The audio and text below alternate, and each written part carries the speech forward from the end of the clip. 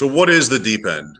There's the shallow end where you are on the beach, say Cocoa Beach, Florida, just first beach that comes to mind. You walk in, you can stand up. There's the sand, there's the salt water. You keep going, you can't stand up anymore. That's the deep end. In a pool, that's the deep end. The deep end in the pool is 8 or 9 feet. Imagine going all the way out to the part of the ocean where there are volcanoes and mountains at the places where people have never explored. That level of deep end is our guest tonight, Louie G. This is the Deep End Fantasy Football Podcast.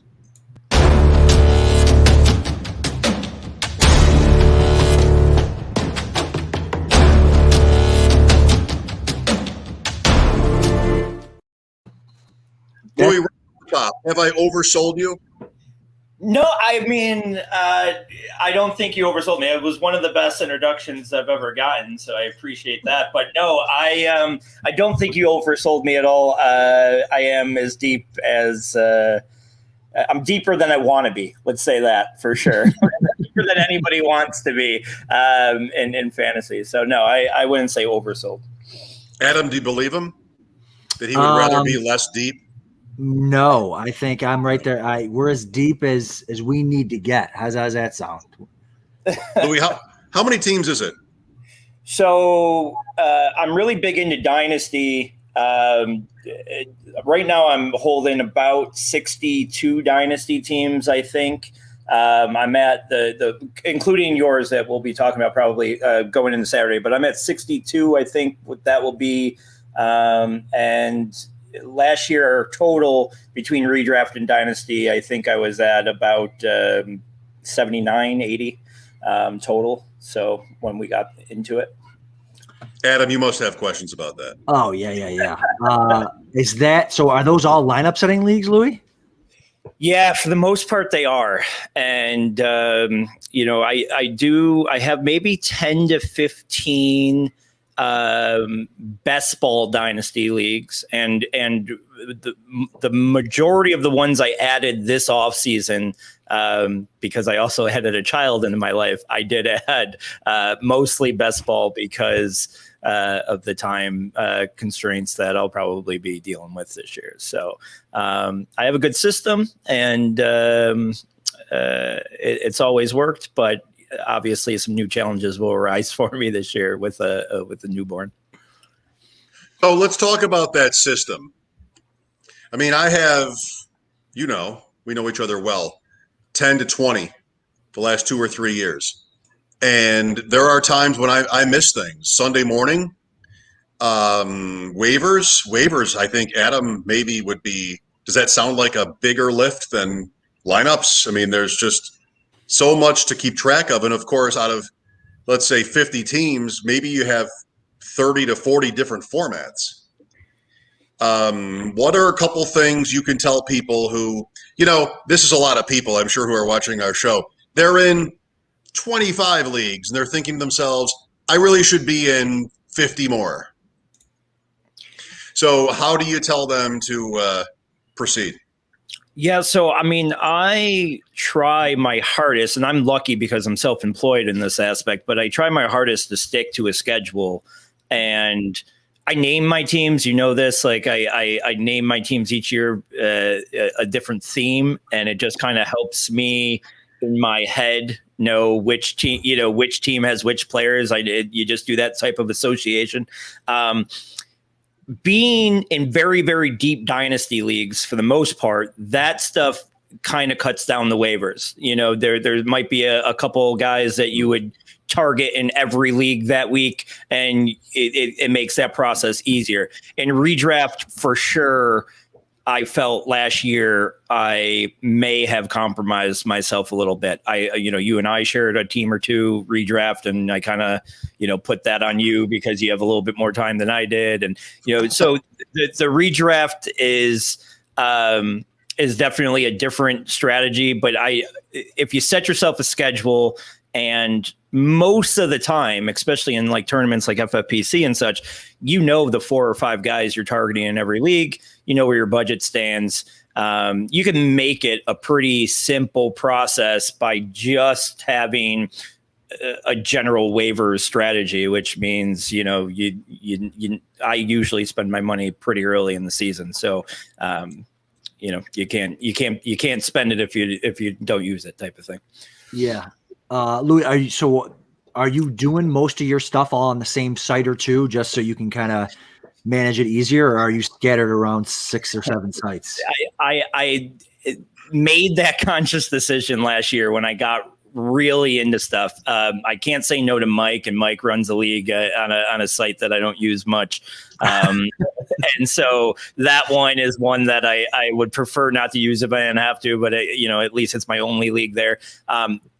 That's funny that you asked that, because I really for all my dynasties, I want an MFL, and I've gotten offered into some really good leagues the last couple of years where I'm like, no, I just need it's all part of that process to where you put things in your head. It's why I named my teams after, last year I did former Buffalo Sabres. I named every single one of my teams after, but you do that a little association where things like that just kind of make the scheduling process way easier. Speaking of associations, we should tell everybody, and Adam has been, keen to do this each week.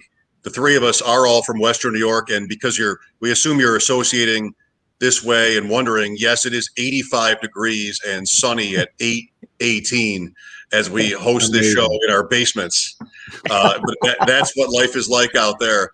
There's an interesting, perhaps, parallel. So when you say, I'm in so many, you recognize it, and waivers comes, and a part of you is thinking, let me just spend it, not just because you're going to get more weeks out of the players you're spending on, but because it's so many teams.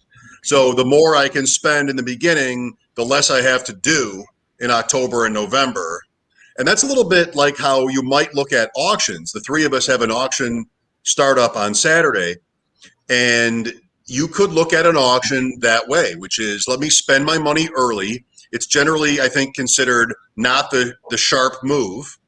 But if you do it, then you can take some of the pressure off and some of the responsibility of the next, in Saturday's case, few hours, and a league's case, months even.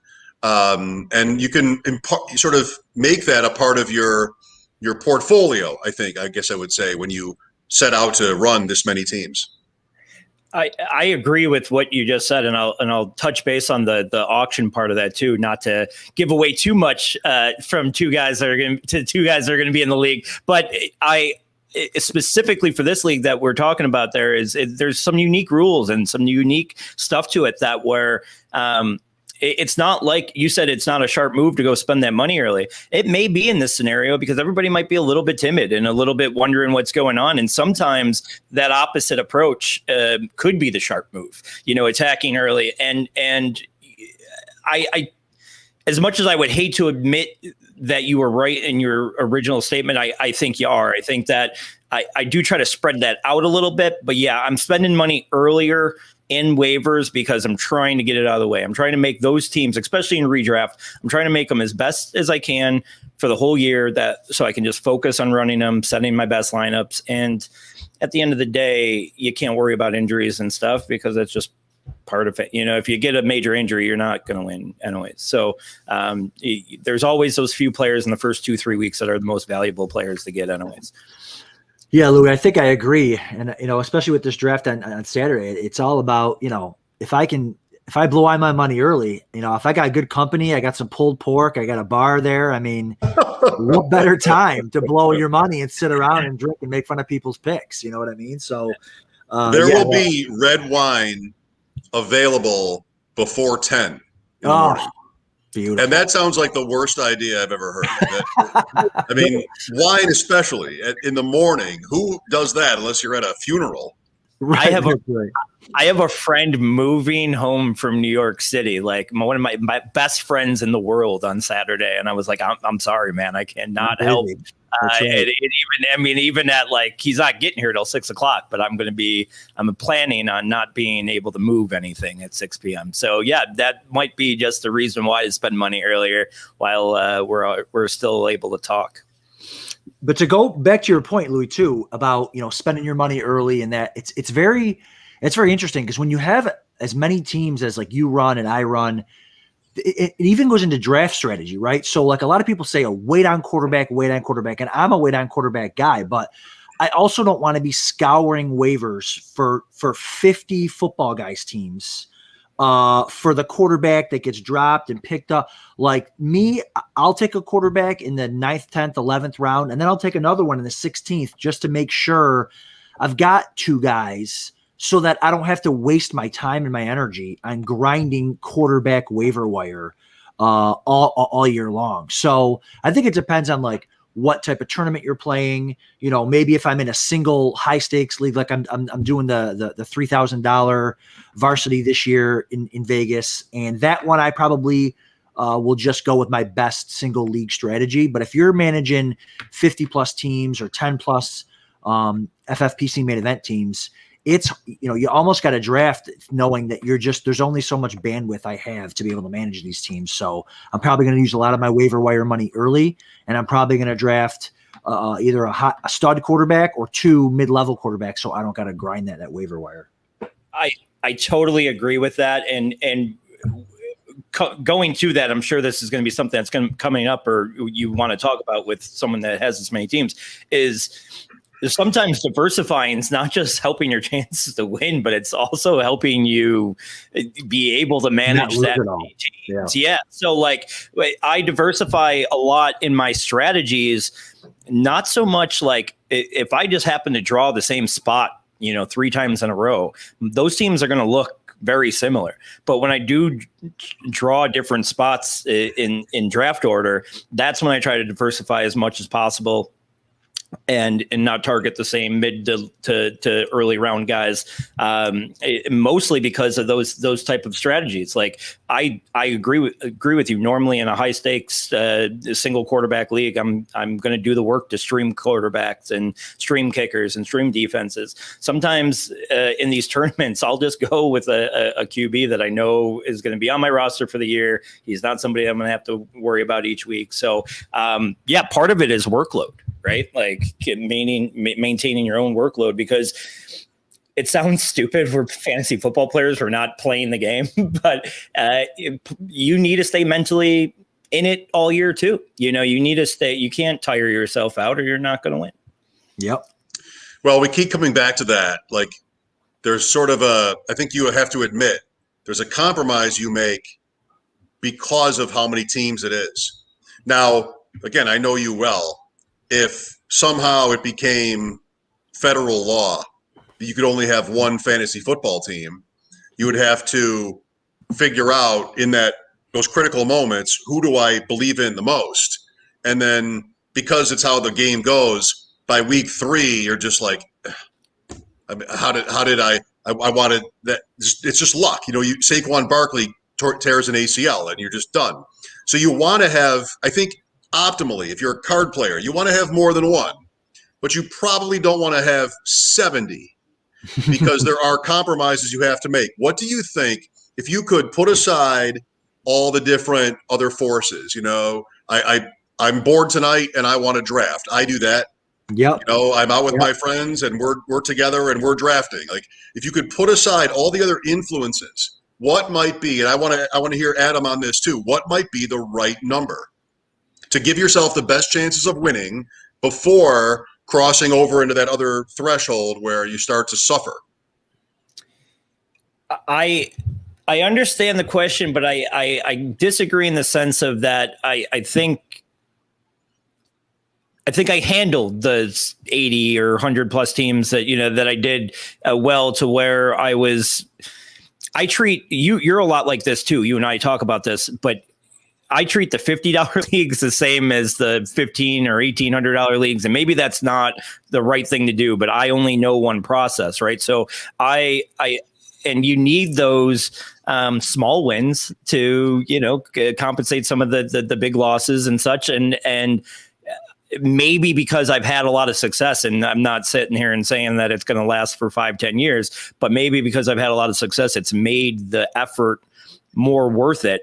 But especially when you're playing these tournaments, it's just like entering a DraftKings or whatever. You need as many bullets as you can. And, no one's playing to win free entries into next year. We're playing for the $500,000. So, that's where I say that there's really no amount it's all personal preference, right? I mean, if I'm self-employed, I'm lucky to have where I can etch out 15 hours a week, 20 hours a week on this stuff, but you got to know what you can handle. But that's the biggest part about fantasy or putting in this type of investment is knowing what you can handle so you can get a pushback, because you're not doing any favors for yourself if you're not returning a profit, obviously.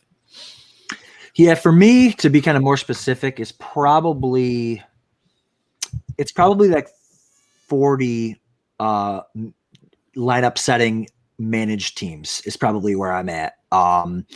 And that's just me by myself without any help. I did 20 plus football guys last year, 7 main events, a couple Kentucky fantasy football state championships, and then some local leagues that had about 35. So this year I'm upping it to 40, and that's probably it as far as lineup setting. I mean, best ball leagues, I could, that's just a draft. I could play 1,000 of those, but to really be able to give it, my best effort, that's probably the limit for me as far as my bandwidth goes. But then, and it starts to dwindle, right? So obviously after week 4, 5, 6, injuries happen, some teams start to fall off, and you kind of are able to focus on your better teams towards the end there. So that's probably what I'm going to aim for this year.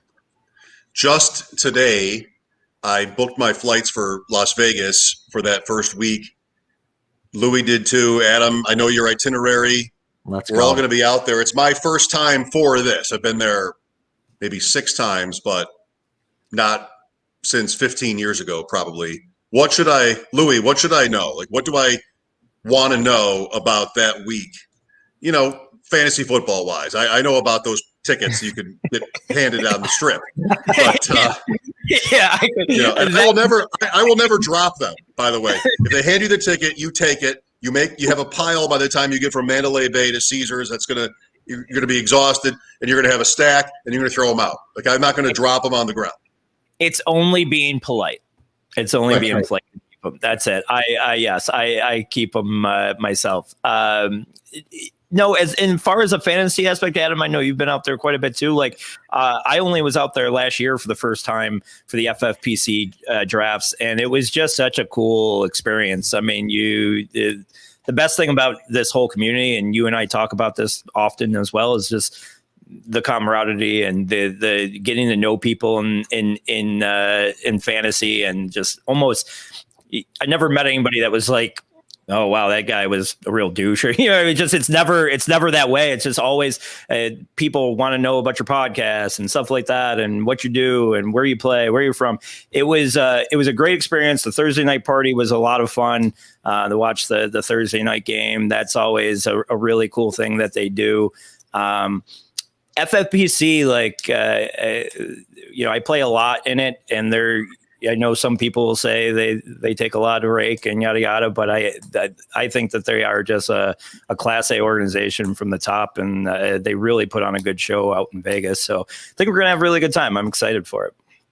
Yeah, same here. So yeah, the football stuff. Well, let's speak for yourself about people not being douchebags, because I grew up facilitating drafts in the FFPC out in Vegas. So when you work for the company, it's a little bit different than when you're competing. But yeah, I've competed out there the last couple of years.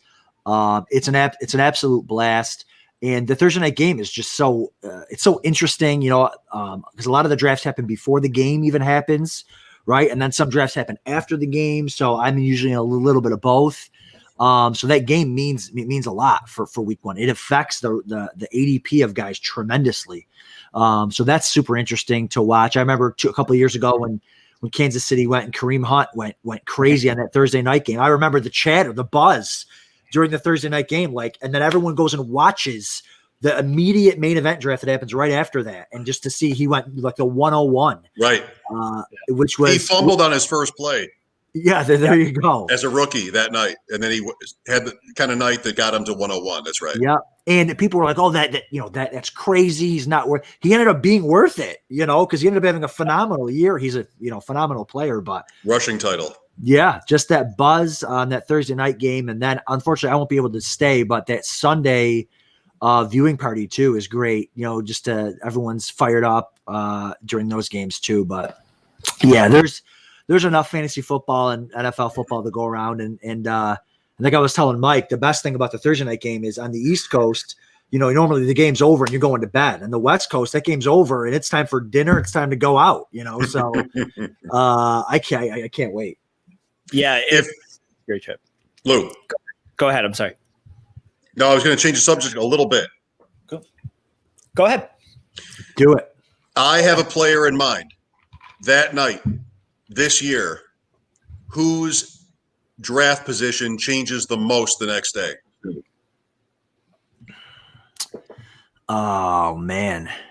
Think about it if you want. I can give you mine. That's go ahead. Give us yours. Amari Cooper. Amari Cooper is the number one wide receiver on what could be the number one offense. And there's a bias against him. He's been around. He's had bad years. Last year, no Prescott. There's CD Lamb. Everybody loves him. Cooper's the number one guy there, I think. I mean, there's an argument for Lamb. You could say Lamb. But I think Cooper is soft in these drafts. And I think not because of a matchup. I'm not making a point about Tampa Bay's secondary. But I think he's good value. And I think if he has that night, the first night, he goes up around wide receiver 5 on the Friday, something like that. Yeah, that's possible. I think what you'll find is where's he going now? Like fourth round, somewhere in there. Anyways, yeah, I think if you get a guy like a Leonard Fournette who's going in the 7th round and he pops in 2 touchdowns, you might see him go in the 3rd just to get a running back, or maybe even the 4th, just to get a running back that gets you 26 points week 1. But how the usage, Adam, goes between Fournette and Jones. If one of them gets all the carries, then that's probably the right answer. Exactly. It's always those, I'm trying to think, a couple of years ago, there was a tight end. I can't remember his name. A tight end had 2 touchdowns. And he was the backup, and everyone knew he was going to stay the backup, but he went from undrafted to the 9th round because they're trying to lock in that week 1 victory back when it was only 11, all the way back when it was only 11 regular season weeks. Now I think it's 12 because they added another game. So what do you guys think, real quick? I know it's off topic. What do you think of the week 6 all play week? Did you guys hear about that? No. So week 6, because they moved, they added another game to the schedule. The reason why the FFPC schedule is great was because in a 12-team league, you'd play all 11 teams one time, and then you'd go into your league playoffs. Well, with the extra week, what they did was they made the week 6 an all play so that you still play the 11 teams one time. In week 6, I think it's the 6 highest scoring teams and the 6 get a win, and the 6 lowest scoring teams get a win. So there's some, there's always, every decision FFPC makes is always questioned, but there was people wondering why they're doing it when there's bye weeks. Why not do it week 1 when everyone doesn't have a bye, stuff like that. So I just didn't know if you guys had thought about that at all yet. I knew about it. I don't have any real complaint with it being towards the bye weeks or anything. I actually like it being kind of in the middle of the year more so than the beginning of the end, when it's not as playoff dependent. Mike knows this. I had now I don't know if it was 3 or 4, but I think it was a 4-win team last year that was my best FFPC team. And I cashed 4 or 5 teams, but that 4-win team, because it was so high scored points, turned out to be the best team out of my 4 or 5 cashes. And so I anytime that you could throw all play into a league, I'm fine with it. It takes out a little bit of the luck. This with 1 week, sure. I'm fine. Yeah. Do you like that in home leagues this year for the extra week? I like extending the championship to a 2-week championship. That's been my best resolution in home leagues. If I really haven't kicked it around to too many people, really haven't even put too much thought in. Almost every single one of my leagues has talked about some form of vote or trying to figure out how they're gonna address it. My best answer, or my best solution that I've heard of so far, is making that championship round a 2-round championship in most home leagues. I think that's the biggest game, right? And so add the extra week to that. All right, guys. How about Saturday? Empire Niagara debuts. Forget the red wine. Just try to ignore that at that early morning time. Mike Leone, who's on his show tonight, or with Pete, he'll be with us on Saturday. A wide range of people in terms of interest and friends, and just it's going to be a great day. The Dynasty Superflex startup. What do you expect, Lou? I hit on it a little bit earlier, but I expect people to be a little bit timid up front. You put in some really cool, unique rules, so unique that we don't know what's going to work with it. Sorry, I got thrown off by that pig that you're killing. I don't know what happened there. No, he left. But I think we're going to be on for some decent rules, some timid out front there, and I really don't know what to expect. The best thing about a league like this, Adam, is that we don't have anything really to go on as far as strategy or looking up anything, or everyone's going in blind. And I know that there's pretty much, Mike probably has kind of filled you in, and you probably know, I mean, there's a pretty good mix of experience and non-experience in the league, but I think we're all on an even keel, because there's just not a place you can go. Even in a regular auction, there's not a lot of places you can go for auction values at this point of the year, or in no more.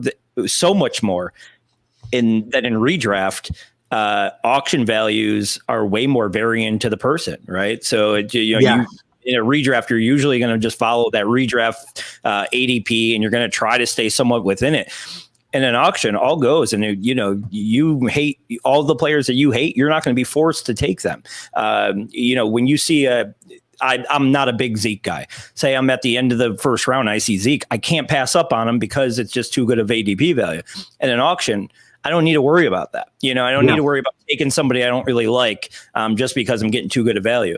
Auction, you go get your guys that you want. So I'm excited for it. What are you expecting? Yeah, no, I'm excited too. Auction is I love auction. Every time I do it, I love it. I love the leagues. I don't know if you've played in any leagues where you can auction your bid dollars for your draft position. So I love those type leagues too.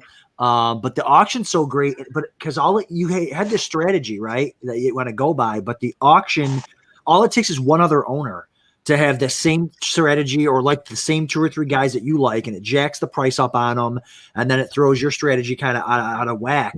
So to me, for auction, I find that this helps me more than anything is tiering my players. So I know a lot of people do that anyways, but I think in an auction it's even more important, because you might have a whole idea that, hey, I'm going to go get 2 of the top 4 wide receivers. Well, next thing you know, they're going for way more than you thought they were. And all right, well, let me see what my next tier looks like and all that type of stuff. So I think I'm just going to go in to this auction draft with with just my tiers all set up, and just kind of go with the flow. And because like you said, a lot of people are going to go and, hey, I'm going to blow my load on the top 2 running backs, and then they're looking at it and like, man, this is going to cost me 90% of my budget. I literally can't do that. So because 2 or 3 other guys might have this exact same strategy. So I think that's going to be the fun of it. I think people are going to ask probably 6 times, like, wait, that's a rule? Or wait, what are the rules? Like, wait, I can't, what do you mean I can't keep my first round pick next year? What are you talking about?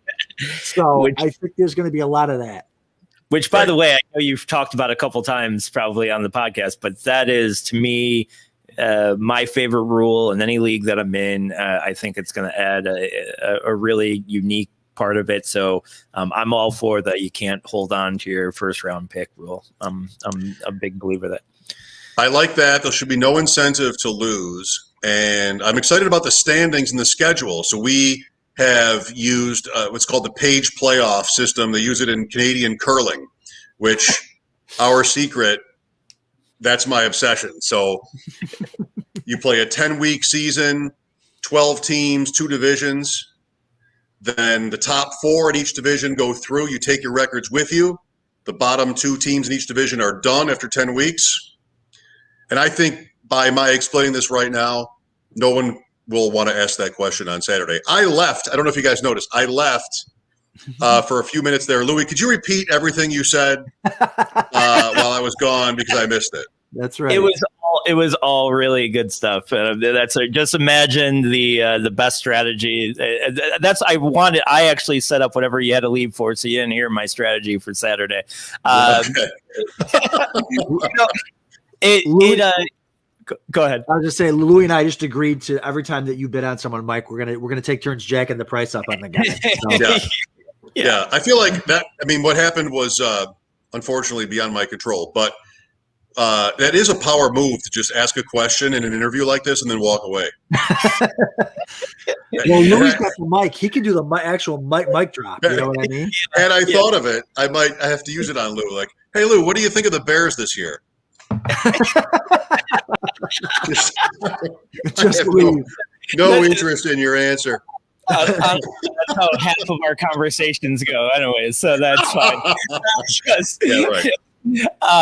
But no, I'm super stoked for it. I was telling Adam when you did leave, the coolest thing about it is that we don't have any really strategy to look up or anything. And right. Even though there's a mixture of experience in the league, I think we're all kind of starting pretty even keeled there because of that. So it's going to be interesting. And one thing when you don't know everybody in the league and don't know the personalities, because when you could get into where auctions really get fun, is when you know everybody in the room, because you know their likes, you know their dislikes, you know who you could bid up a little bit and stuff like that. So this will be no strategy, and let's just go and roll and have a good time. It's gonna be fun. Louie, what do you think about us starting a drinking game on Saturday? Every time somebody says, "What do you mean this is IDP?" Everyone's got to take a shot. What do you mean? What do you mean I don't make the playoffs? I want to know the first time someone asks what IDP is. That's when I'm sure we'll do that a couple times too. What is IDP? There is a rumor that the first nomination of this league will be Jaquiski Tart. And I would have to think that would be a first in the history of fantasy football. Gotta do it. Listen, will anybody go to $2 on Jaquiski Tart? I just might. Lou, tell everybody about your podcast before we wrap up. Yeah, so my buddy and I, Kyle Turner, and I do a podcast called Analytics Are for the Nerds. We're both comics, so we try to do a fantasy football podcast that's a little bit lighthearted. We don't try to make it too serious or anything. We try to bring a fun approach to it and have a lot of fun. We've had you on a couple of times. We've had some really fun guests to come on and have some fun with us. We're not idiots. We do talk. I know the name sounds like we're making fun of analytics, and it's kind of it's kind of all in fun, but we brought on some analytical guys and such too. And we really like the contrast and like having a good time. And it's got a nice little following now, and we're having fun with it, which, that's really all that matters. Right. All right. Louie, how has Mike not told me about, analytics are for nerds. That should be like my thing on the screen instead of Adam Krautwurst. Mike and I are always going back and forth about that. I love it. Yeah, it's amazing that you win.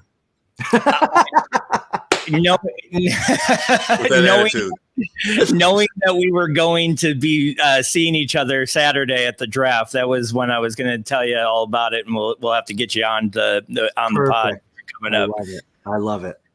Okay, Lou. See you Saturday, if not sooner. Yeah, I appreciate it. I'll see you guys Saturday. Thank you. You got it, buddy. All right. Bye, guys. Louie G. Love it. Scared? I'm a little nervous. I don't really know what to do. You know what I mean? It's auction. It's IDP. I'm just going to go with the flow and see what happens. I think I'll be okay. Hopefully, don't embarrass myself. I'm sure you will. All right, let's talk about a couple of guys whose status is somewhat in doubt. Julio Jones. Yeah. So there have been rumors about a Julio Jones trade, and today there was a report. This is Thursday when we're broadcasting that the Falcons would like to trade him. What are the chances that if he is traded, it's better for him fantasy-wise? Like, is he going whoever trades for him, if it happens, will really want him. Mm-hmm. And they're going to pay his salary. Maybe it's a high draft pick. They're going to invest in Julio Jones. Does that necessarily mean more production, though? Yeah, I'm not sure. I think it depends on where it is. I think it'll be, trades like this always terrify me. Now, granted, I haven't done a ton of my big leagues or really any of them yet. But I'm just afraid of him going to somewhere like the Titans where it kills AJ Brown or something like that. But I don't think there's a ton of places he could go that would be better than where he's at. Playing in a dome, playing with a borderline, maybe Hall of Fame caliber quarterback that they've known each other for years and years. He doesn't have to worry about too much attention because he's got Ridley and he's got the rookie tight end there, Pitts, and it's so I think there's probably not too many places he could go. I just hope he doesn't go somewhere that ruins somebody else's fantasy value. But a lot of times you see these veterans, man, when they go somewhere, it rejuvenates them. They work a little bit harder and. Not that I think he needs that, but the biggest thing with Julio to me is his health. Is he's getting up there and, can he give us 13, 14, 15 games? Let me give you a couple of teams hypothetically, and you tell me what you would do about it, okay?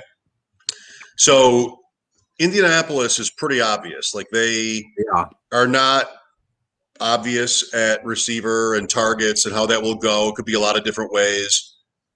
If he goes to the Colts, are you in love? Like, is he a second-round pick if he goes there? Depends on how you feel about Wentz, I suppose.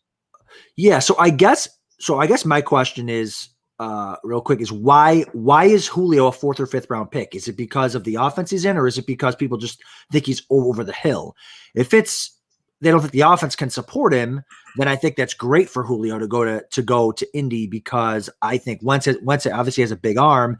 And Hilton hasn't been anything in a couple of years. And Pittman, we don't know with Pittman yet. I think he's a good young player, but that could be a great landing spot for Julio Jones. And I would love that for fantasy because it doesn't really hurt anyone that people are really targeting high end anyways. So I think that would be great for Julio. And probably I think if he got traded there tonight, I think tomorrow you'd see Julio creeping into the late 3rd round in a lot of these drafts.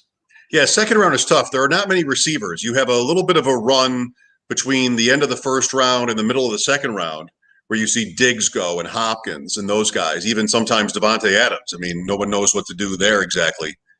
But why he goes later, much later than that, is just I think it's that running back panic most of all that people feel in these drafts. And I love the idea as it gets to be summer here where we live of fading that. I feel like I've learned that in the last couple of years. Just do not succumb to that running back panic.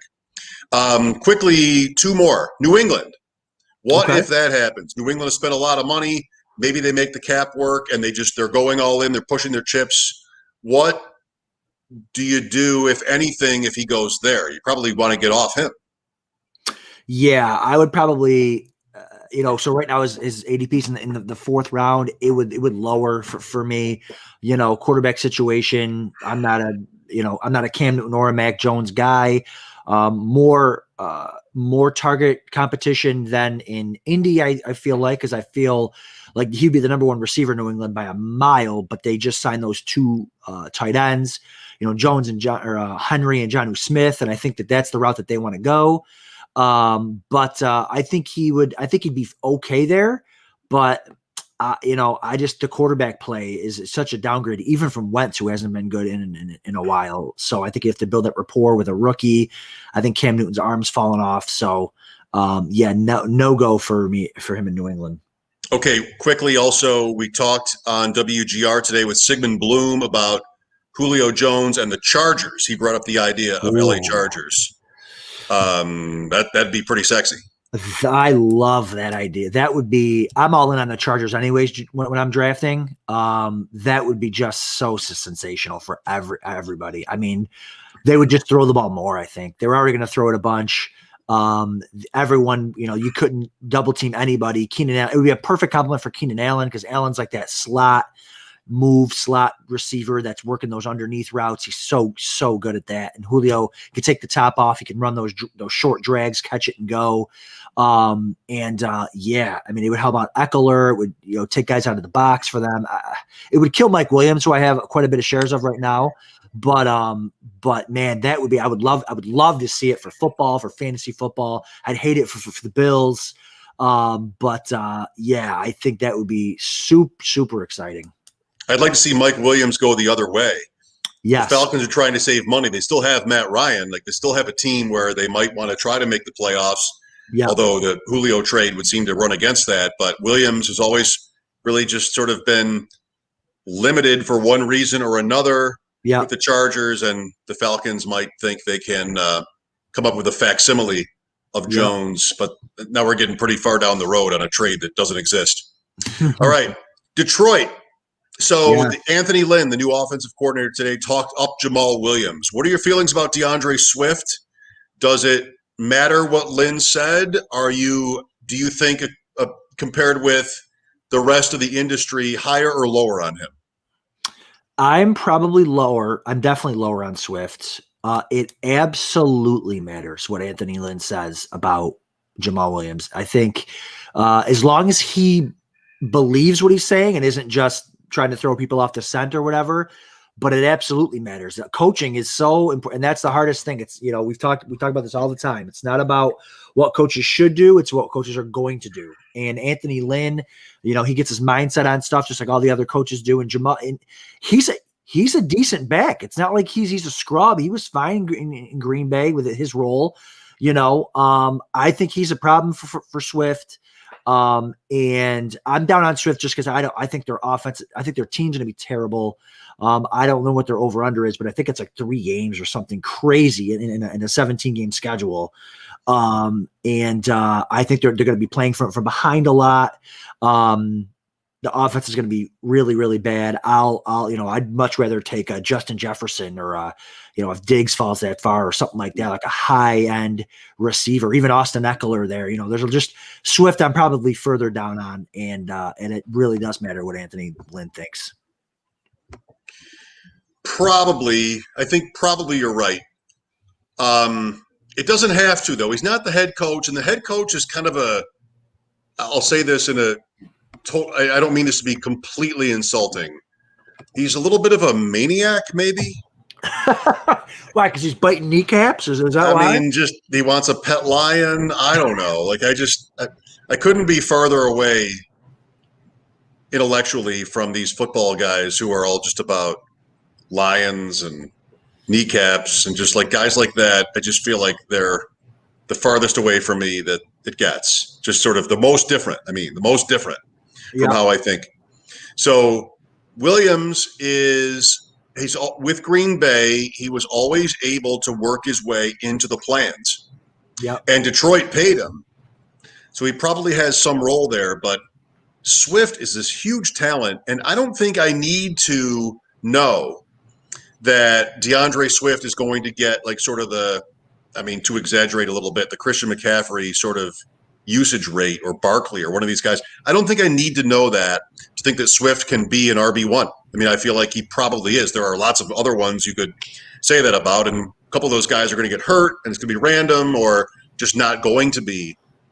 I mean, Jacobs last year was, and everybody was down on him from like week 2 on. So really the ability to stay on the field is what is going to determine that, and Dan Campbell has no idea, nor does Anthony Lynn, what that will mean for Swift or Williams. And if Williams gets hurt, we always look at that from the starter's standpoint, but if Williams gets hurt, then it's just more the reason to think Swift could really smash. So sure. I'm fine with DAndre Swift. I think it depends on what kind of roster you want to build, Adam. If you're not picking him in round 1, but you get to round 2 at some point in the front to middle of that round, or even the whole thing. I mean, it could be the whole second round. You are going to decide on him based on what kind of roster you want to build. And if you want to do 2 running backs right away and everybody else above him is taken, or you're just not that into Antonio Gibson, or you're not that into Eckler, whoever the guy is, then you'll get to Swift and you have a pretty good chance of winning. It's not a guarantee, but it never is. Yeah, no, it does depend on your build.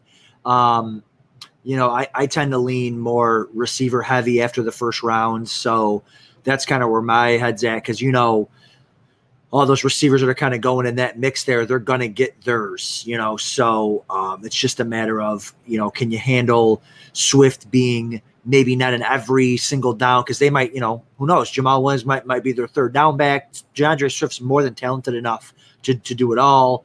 But like you said, you just don't know about these coaches, these coaching staffs. And Anthony Lynn has shown the willingness to throw his running backs the ball too. Obviously Eckler there was catching passes. So I don't think that is an issue. It's just, he's at that tier of running back where, like Joe Mixon, for example, he's in that mix.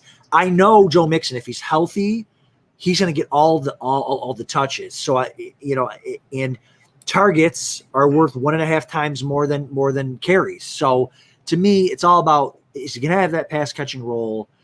I'm sure he's going to have that goal line role.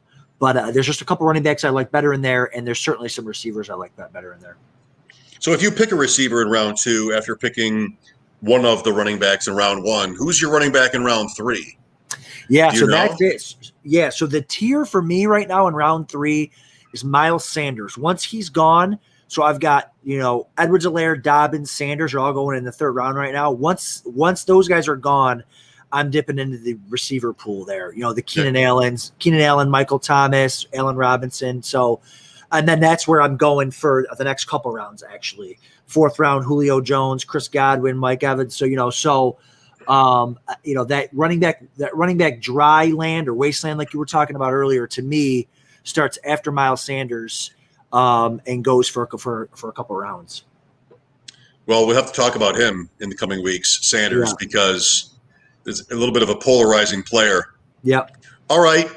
You want to talk a little bit more about Saturday, or you want to get to bed? It's Thursday. You might want to sleep all day tomorrow. That's so that you're rested for Saturday. In prep. I mean, should we announce the pros versus Joes? Oh yeah, let's do that. Go ahead, please. Well, yeah. So we're they announced it a couple weeks ago. Great news. Mike and I will be teaming up for the pros versus Joes tournament. Which is run by Fantasy Mojo and the FFPC. It's a free entry invite. This will be the first year that I'm in as a pro. And I think Mike was in as a pro last year, right, Mike? Yes. Finish in the middle. Yep. So you and I will be teaming up, probably do that draft, maybe live on the podcast or something. And it's a great competition. It's free. But the winner of each league gets a free main event entry in the FFPC. So, you're competing for that. It's win or it doesn't matter. Win your league. So 2 years ago, I was in that. I came in 2nd overall in the whole competition, and I 2nd in the competition, and I was 2nd in my own league, Mike. So that's that's as bad of a beat as you're gonna get. Yeah, that's right. So yeah, I got a little chip on my shoulder, but I'm sure that runs in August, and I'm sure we'll talk about that more as it gets closer. But how are you feeling about it? I'm honored. I think it was a moment last year where I got the invite. I was not thinking about it at all or expecting it, but I was lucky to get it, and I felt like it did okay for me last year in that and Draft Sharks Invitational. I just wanted to do okay. Like I felt like that was good for me. I really wanted to make a good impression, just not a bad one. Yep. So one thing I learned through talking with you through the Draft Sharks Invitational shows was there was really no reward for that. There's nothing that you get for not making a bad impression. Maybe it means you get to stay in. You're right. But really, who wants to sort of live like that? So you have to go for it. I mean, when Overzet won the Invitational, he did it by, taking chances. He went Dalvin Cook and then 12 receivers or whatever that was. And right. That's the kind of thing that I think you need to do to win even a tournament of 60 teams, a smaller field. So that'll be my mindset going into this. Yeah, completely agree.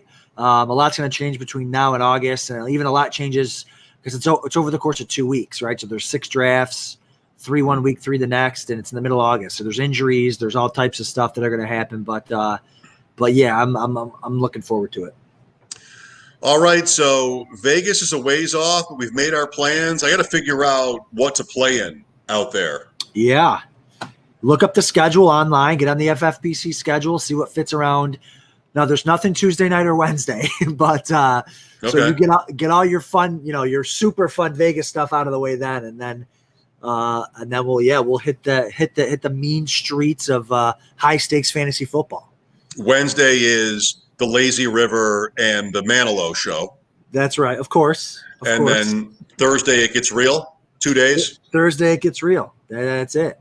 All right. Well, if anybody's watching who wants to weigh in on what I should do, because this will be my first time out there for this, I could use that sort of advice. I mean, it's possible that it'll be terrible.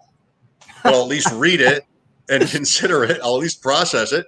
So, follow the Deep End FF1 and comment there, because I'll check that out and see what I should sign up for. I don't think I want to compete against you. I asked you about that. Should we be in these leagues together? And I thought you made the right point, which was we want to talk about these drafts, and it probably is better if we're not competing against each other in them. So, okay. If we got like a best ball, they have some high stakes best balls. If you want to do one of those, I'd be more than happy, because then there's no waivers during the year. But if we're, it's hard to do a main event, because then we're on the show talking about our waiver strategies, and next thing I know, you're clipping me by $1 on my favorite running back. You know what I mean? It cost me $500,000. Yeah, no, we don't want to have it play out like that. That's right. A good thing like this, you don't want to risk. Right, you don't want to ruining a friendship like that. Of course. Of course. Okay. See you Saturday, Adam. All right, Mike. We'll see you then. Thanks, everybody. This is the Deep End. We'll see you next time.